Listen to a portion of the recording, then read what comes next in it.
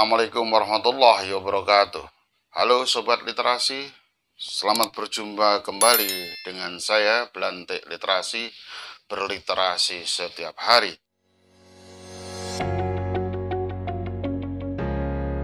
Consuming Passion, the Culture of American Consumption, about global lifestyle under local conditions, about video dreams, television and cultural forms, Great identities in post-authoritarian politics, about the Hollywood sign, the culture of American film, You-topian, dreams, semiotics, and the new media.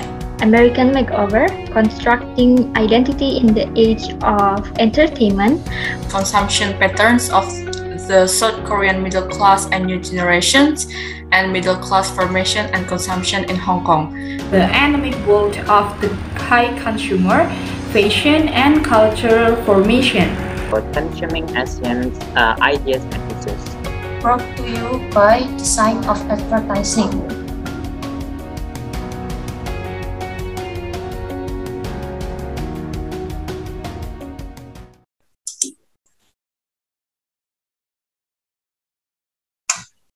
Alright, good day everyone.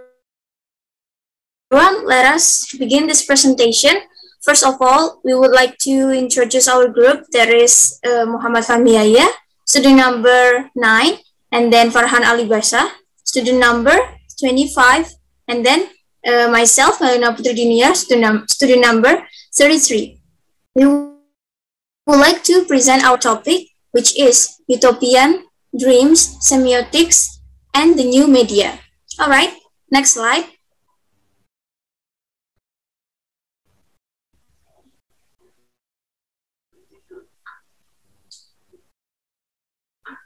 Okay, as you guys can see on the screen, we have the content of semiotic and the new media.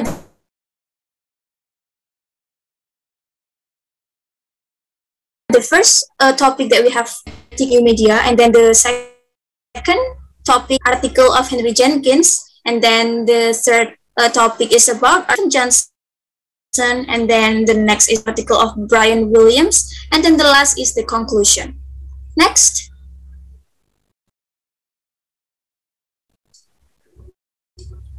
Next, we have the definition of utopia dreams. A utopia from the Greek,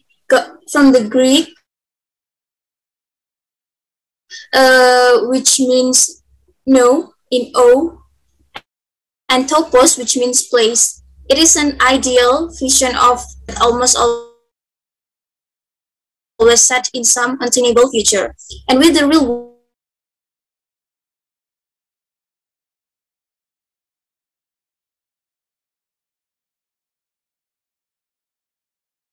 world being increasingly distant or alienation. The virtual slide.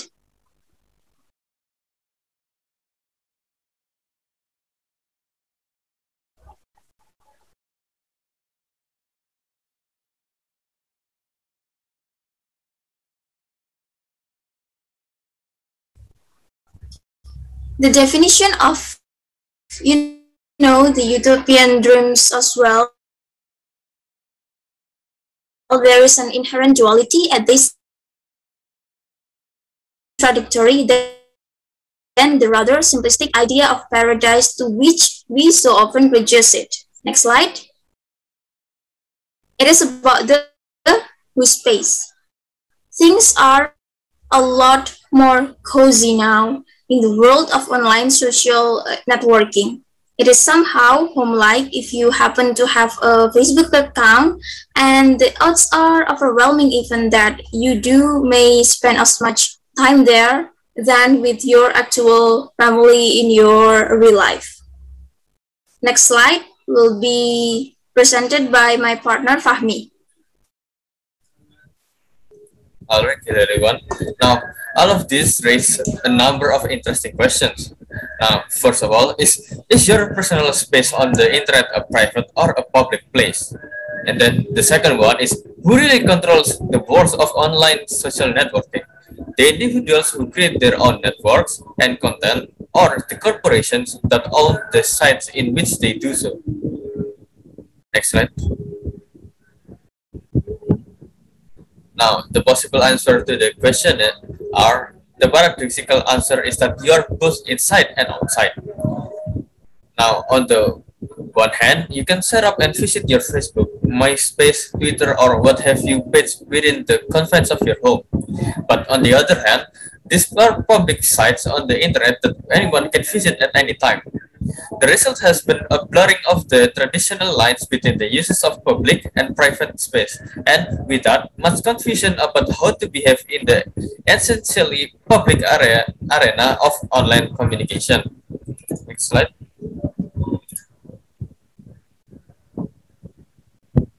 It's all over now, bro.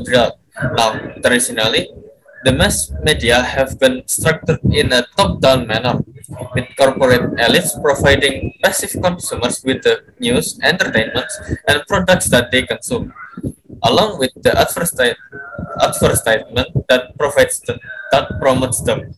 But now, the top-down news has turned into a bottom-up conversation in which anyone can become a pundit, while newspapers and online news sites invite input from their reader. Another way of putting this is that our relationship with the mass media until now has been more or less a one-way street. It certainly appears that something postmodern is emerging beyond Baudrillard's perception. Next slide. Going viral. Available to and constantly being updated, the news is not something we simply receive our own contributions can help create it. This happens when what in the past might have been an obscure news story goes viral, that is rebroadcast endlessly through emails, blogs, tweets, texts, and so on. Next slide. Now, the example here, a good example of this happened in 2010, when a conservative blogger named Andrew Breitbart got a hold of a video clip of a speech by an African-American USDA employee named Shirley Sherrod, who instantly became famous when Breitbart clipped out one portion of the speech and posted on his blog. In Breitbart's clip, Sherrod seemed to be speaking about a time when she refused to help a white farmer on the basis of his race. That post was picked up and rebroadcast so widely and so quickly that within a few hours, Sherrod was ordered to resign. The next slide will be explained by my friend Fahad.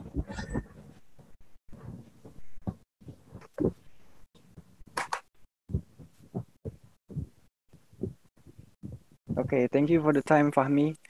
Okay, we are going to the next material. It's about all media all the time. So, with the explosive growth of Facebook in recent years, adults have joined what was at first largely a youth movement, as social networking has become a daily way of life for literally hundreds of millions of people around the globe. So, as the result, and this takes us to our third question: what effects upon human consciousness, right, this electronic form of social interaction have? One attraction, especially for the many adult users who help Facebook eclipse MySpace as the go-to destination on the social web, is not only the prospect of maintaining true contact with one's friends and family, but also the exciting possibility of a blast from the past at any moment. The second is another attraction has been the prospect of virtual popularity that Facebook offers often to people who were not popular in their school day.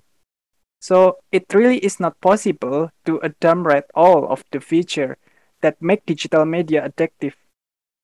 But one definitely merits further exploration. This is the control that digital communication gives. Now, the first article, it's come from Henry Jenkins about convergence culture. Henry Jenkins defines media convergence as an ongoing process in which content, technologies, audiences, and industries intersect. Jenkins argues that convergence is more integrated media sector. We have two definitions. First is culture, which is it could be the beliefs, customs, and way life of a society or group within a society. And the second is convergence, which is a word where old media and new media come together to connect people in ways that they have never been connected before. Okay, then the next slide is about the example of convergence culture. First, we have the media becomes unpredictable as old and new media combined. So the media becomes unpredictable because this lead convergence culture where there is no more integration of old media and new media of content is played out on maximum number of media channels. So large-scale integration means smaller industries converge into one major conglomerate, and the power shifts from the producer to the consumer, creating the prosumer. So we have example in the right side of in the screen. First is a newspaper, and then online media. So we know that nowadays we usually know that there are so many online media, but we don't know that in newspaper first we have a printed version and it becomes changes into online printed. And the second is One Direction. It is a group band from America or boy band, which is very popular, and it is because it's very popular because it interacting to other people with their song or popular song. And last is Vlogging from Jeremy Pauline Vlogs. He is a very also popular YouTuber, which is has a biggest viewers or subscribers. It is also included into the convergence culture because vlogging links to convergence because how audiences and vloggers can interact with leading to many communications. And then next is what is convergence culture in terms of Web 2.0. So convergence culture in terms of Web 2.0 means the audience have more control over their own content on the web and leading participatory culture. So what is participatory culture means? Participatory culture means that collective intelligence is more evident in Web 2.0. And user-generated content plays a key role in encouraging audiences to contribute their own ideas. So as consequence, there is a shift where audiences move from being a user to become a participant.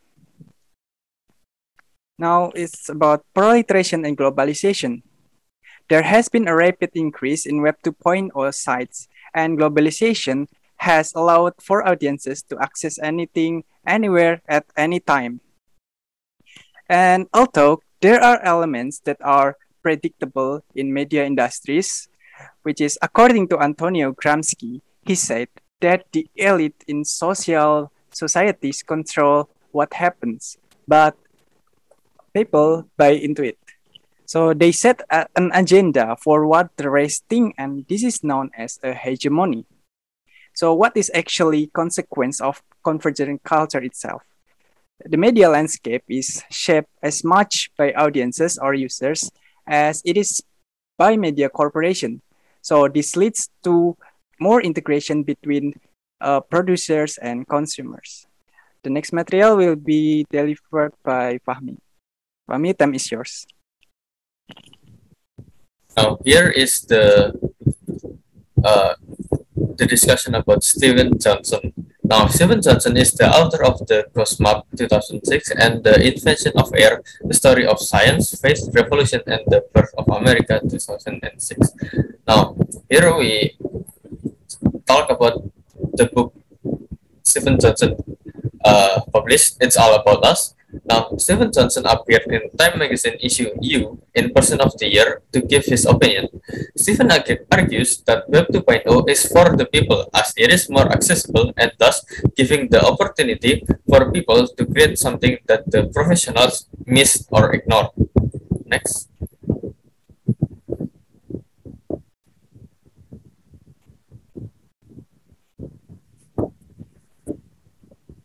Now, there are differences between Web 1.0 and 2.0. Now, in 1.0, there are only small project groups and then mostly for browsing content. And then it is authoritarian and long release intervals. While in 2.0, the content is very dynamic and allows for browsing more tasks. And then the flow of information is not linear. Next. Now, the summary of the article is that people are arguing about the effects on Web 2.0 and what will happen in the future, with it centered around ordinary people and thus creating amateurs that will kill quality and professionalism. The arguments that was debated over the past few years has been only the impact of blogging on traditional journalism and the impact of Wikipedia on traditional scholarship. The bloggers and Wikipedians can do things better than the professionals, but also do things worse. The problem with the debate is that it glorifies the bloggers and Wikipedians. Many people create content that does not fight the traditional experts. Web 2.0 connected the people that want to share their thoughts about their surroundings to other people, thus creating discussion about said topics. This brings the local experts of their community to life, as many experts in traditional media ignore them because they can't compete. Next.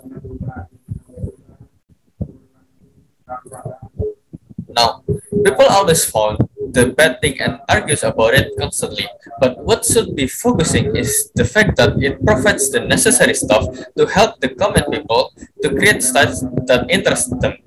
Many people create content about their lives and their surroundings, sometimes express their thoughts about a topic that sparks a debate among them. This content that people produce does not clash with the experts and professionals. And even if the content clashes with them, it creates competition to which can produce the thing better. This also put a light on people that usually regarded as the expert on their neighborhood, as many traditional media ignore them and prefer the quote-unquote real expert. The next one will be presented by my friend.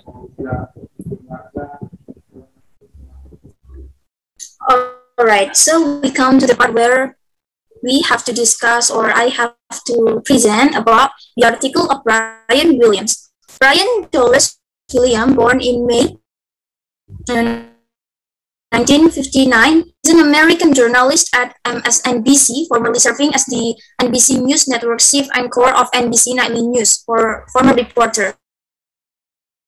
And now he is a host of a program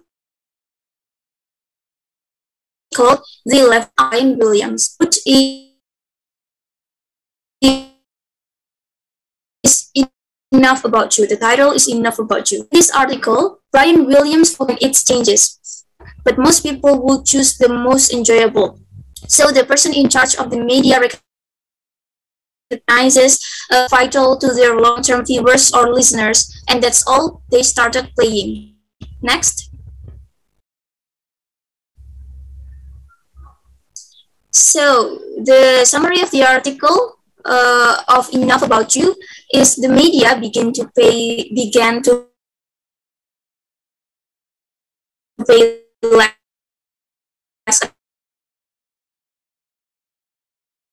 attention to topics that may be unseen either. Change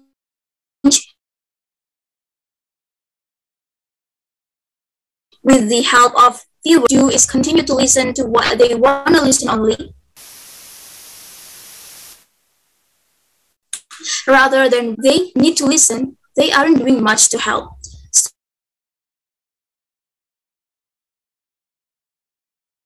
So there are televisions that already have viewpoint and you only know what you like and internet programs that are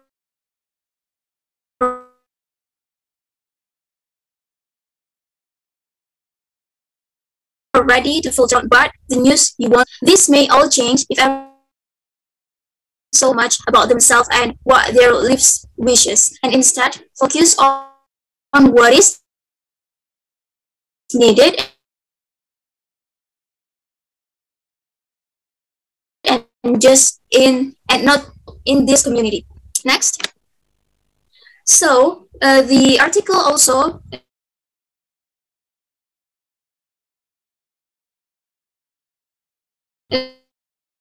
the ineffable article written by Bill and Williams also are so quick to demonstrate interest them in their own lives or in the lives of others. But there is more to life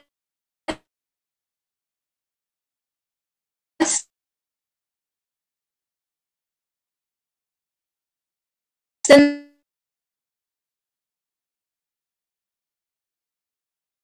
that. It's all different. It has, in my opinion, we're on their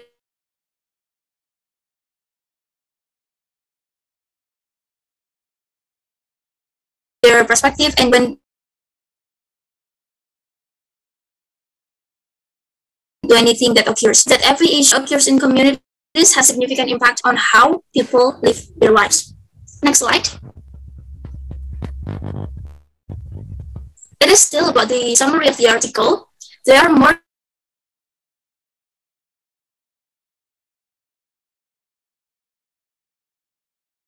significant things in life. Life must be viewed in order to be resolved with more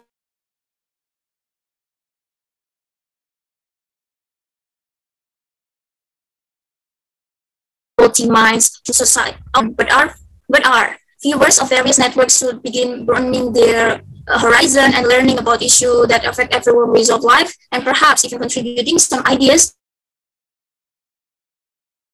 to this solution. This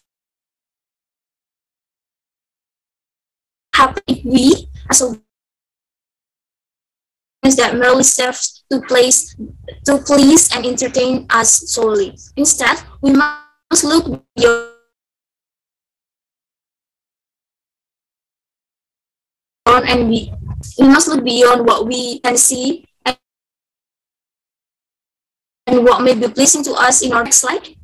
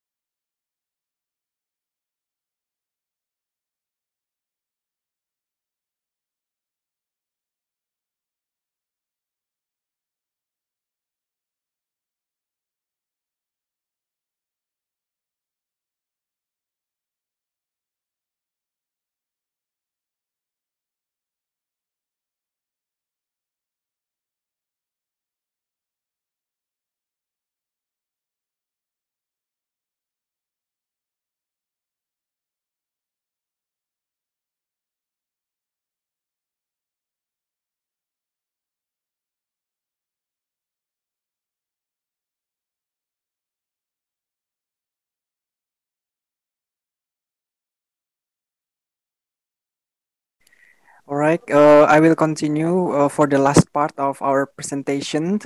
That is a conclusion, and I'm sorry for one of my friend Diniar have been kicked out because her have a connection problem. So we have a conclusion here. After we have all materials here, we can consider for a moment traditional media involving image and projection screens, video, image, and projection screens. Television, movies, and commercials always broadcast images of beautiful people living more romantic or adventurous lives than most people can experience. In fact, these three machines have provided generations of viewers with a representative image of a fantasy life, and through advertising has promised to achieve such a life if you only buy the advertised product. After all, while being able to control your interactions with others has an obvious appeal, not conducive to learning empathy. One way or another, this is a good time to start asking yourself what the digital revolution is all about. Not only consuming new media, but also analyzing it. So, yeah, that's all for our presentation. And thank you for your attention.